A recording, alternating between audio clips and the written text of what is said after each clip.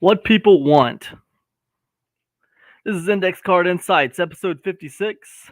Hope you guys are doing amazing out there on this fine Tuesday afternoon. We're talking about what people want today, and the reason why is because, quite simply, it's hard to sell anything online if you don't know what people want. Um, if you think you have a cool idea for a product, or if you're trying to do affiliate marketing and you think that you have something that's really cool that you want to sell, but like you don't have your finger on the pulse of the market and you don't know what the market wants, well, then you're probably not going to do so great unless you represent the market, which maybe you do towards the beginning of your journey. Maybe you do represent the market, but the further you go into this, the less you represent the market, right? The more advanced you become and the less you represent the market that you're trying to sell to. But what if you're not even in the market that you represent? What if I was in the hair care market? Well, I don't need a lot of hair care products, but that doesn't mean I can't sell in that market. It just means I need to understand my market. This is what it means. Okay. So today I want to talk to you guys a little bit about what people want. I want to give you three insights on it. And to do it, I want to explain to you a couple little stories here and there. You know how I do it. Um, the first one, I'll tell you, to set this whole thing up, is Medium, right? I've been a user of Medium for, I don't know, it's getting on to not quite a year maybe, but I've been on Medium for a little while here. And it's funny, man, because I got on Medium and I thought, hey, I want to build a little following on Medium. So I started doing that. And I think I took my following to over like 1,200 followers or something on Medium. And it's pretty cool. Medium's pretty cool. But like what I noticed for me is Medium's just like a little side thing that I do, and it's fun. But there's two kinds of articles I write on Medium, okay? Like one is just like I'm just gonna get on there and just write whatever the hell I want to write. Right? I'm just gonna write about something, right? And the second kind of article that I write is like, all right, I really want to do something that's gonna help the people in the online business space. Okay.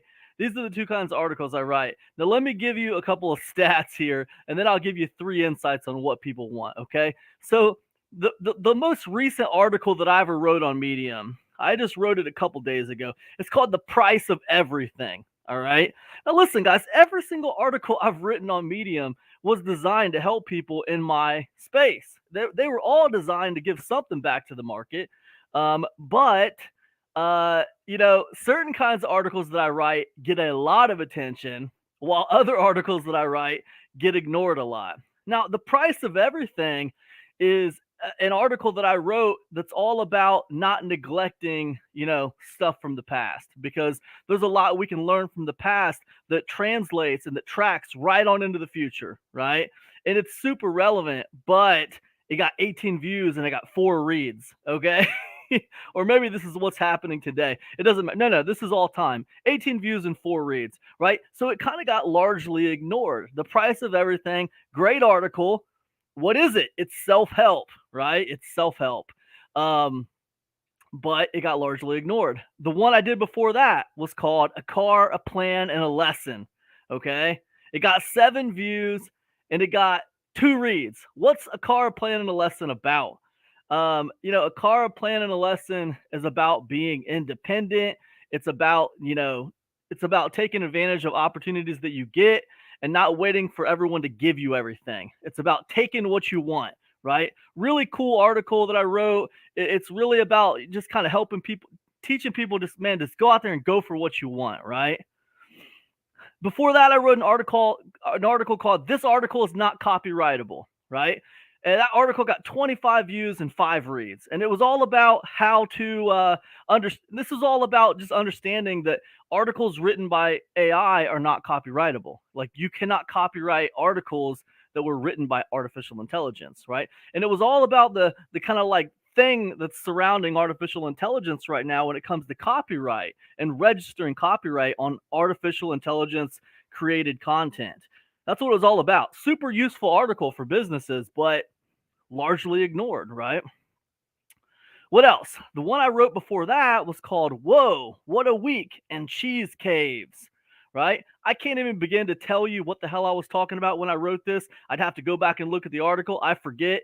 All I know for sure is that this somehow circles back around to online business. But I'm telling you, I'm the kind of person, I'm the kind of writer that I will start way out in left field about something that seems like it's not related to anything when it comes to business. And then I'll slowly circle it back around to something that matters to my audience, right? So I know it circles back around to business in some way, but I'm not quite sure how. But the point is, this one got 16 views and 3 reads, right? Now, these aren't the kind of articles, even though these are cool. I love writing these kind of articles. These aren't the kind of articles that build a following for me on Medium over these last few months.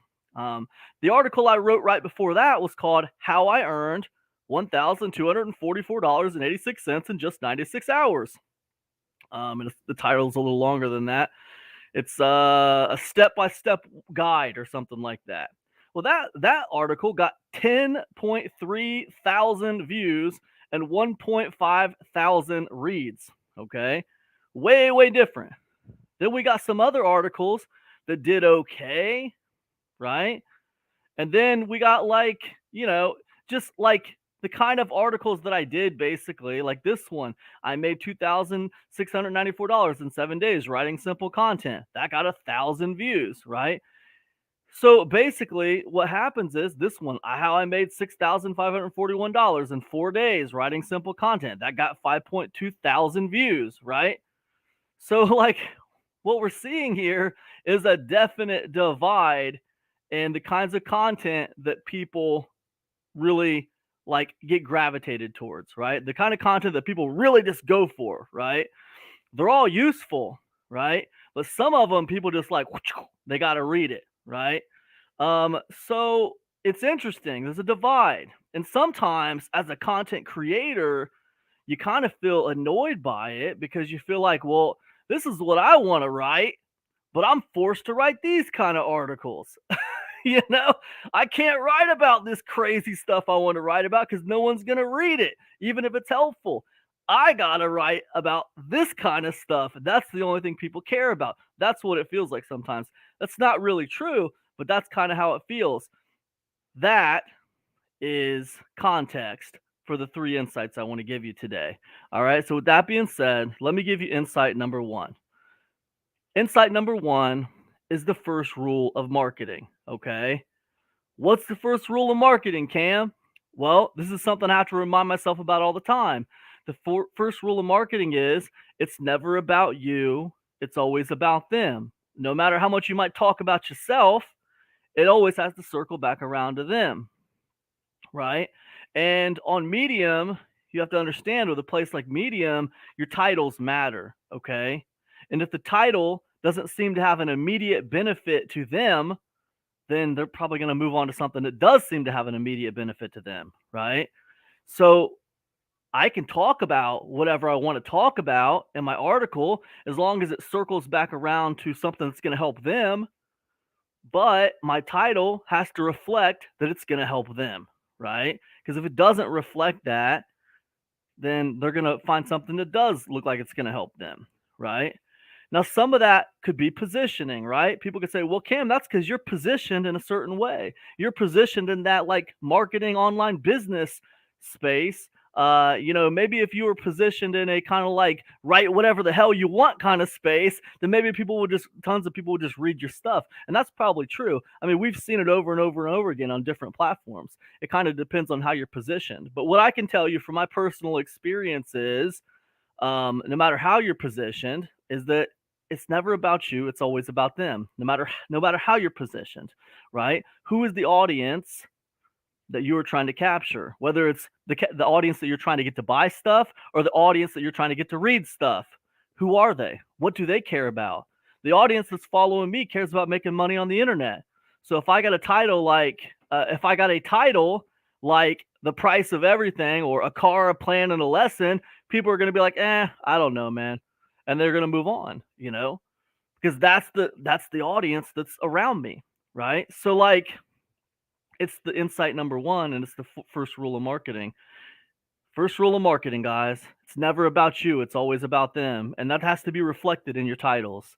It has to be reflected in your thumbnails. It has to be reflected in your content. It doesn't have to start there, right? You can give them a curveball. You can like talk about whatever you want, but it's got to circle back around to them, right?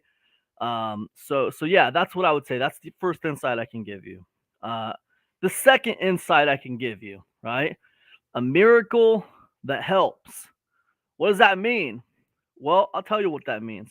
I was reading this book. I've been reading this book recently. What a Way to Live and Make a Living, the Lyman P. Wood story. Um, and I'll tell you, you might wonder where I learned about this book.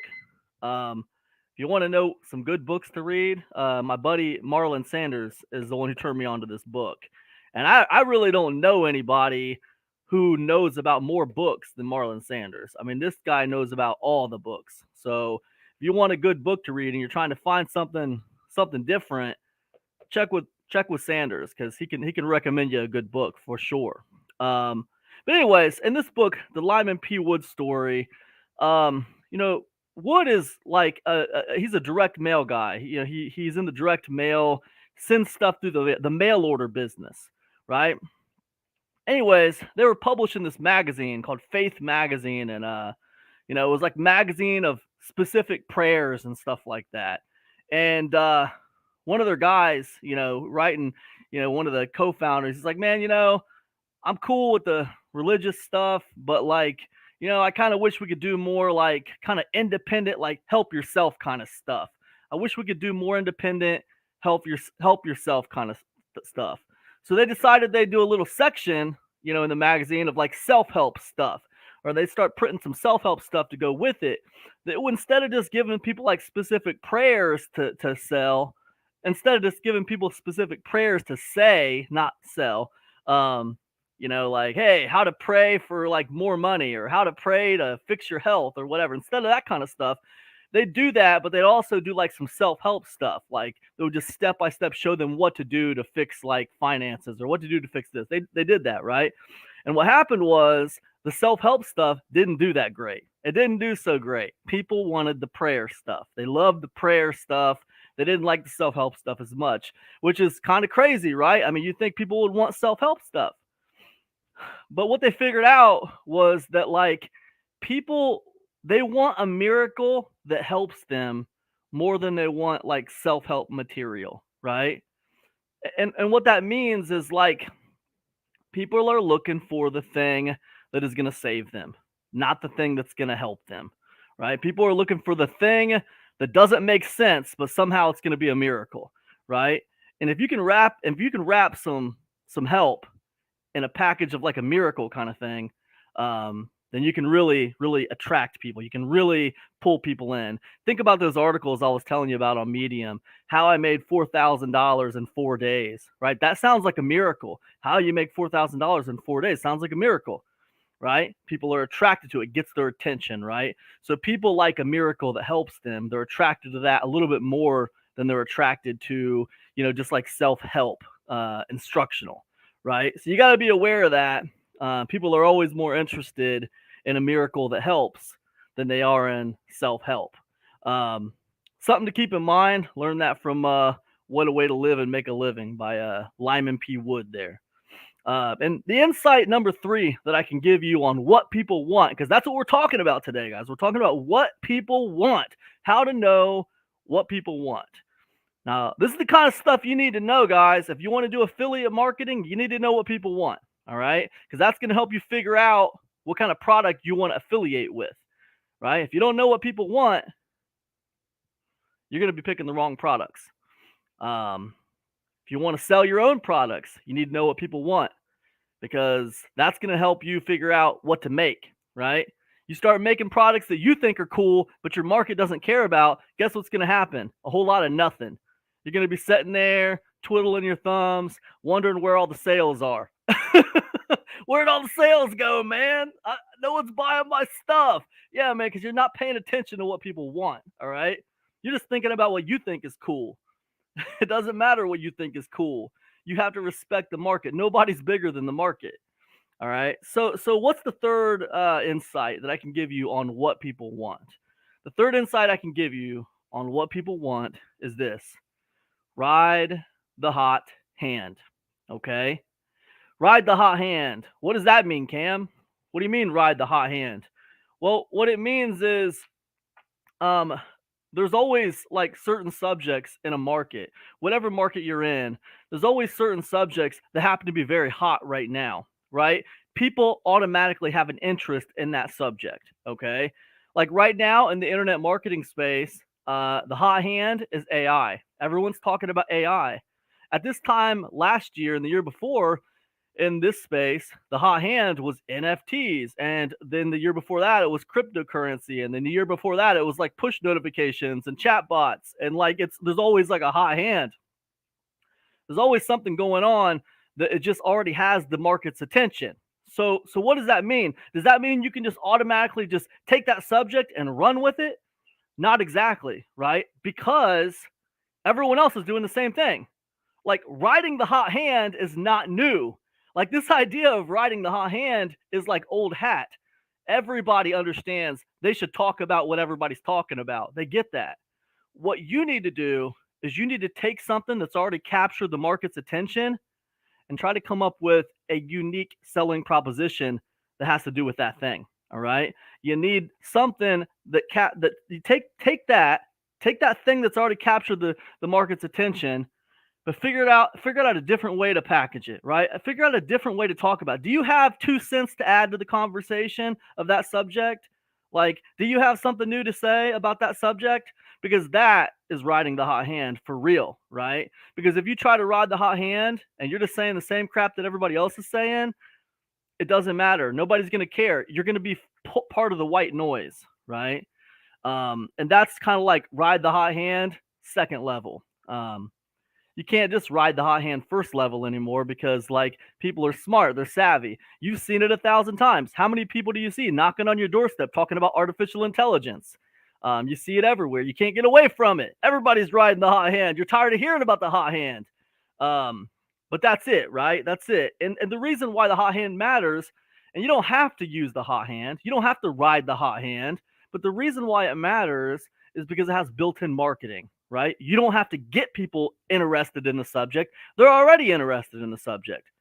So half the marketing's already been done for you. And that's why, riding the hot hand can be powerful. But again, if you're going to ride the hot hand, you got to find a unique way to position what you're doing, right? Because if you don't, you're just going to blend into the white noise that everything else is of everything else, right? The white noise, everything else is talking about the same thing you're talking about, and it doesn't matter, right? And that's like the worst thing, when you're trying to, market things and you're trying to promote things. The worst thing is just like, blending into the background, obscurity, that's like the worst thing. You got to try to find a way to stand out. You got to try to find a way to create disruption.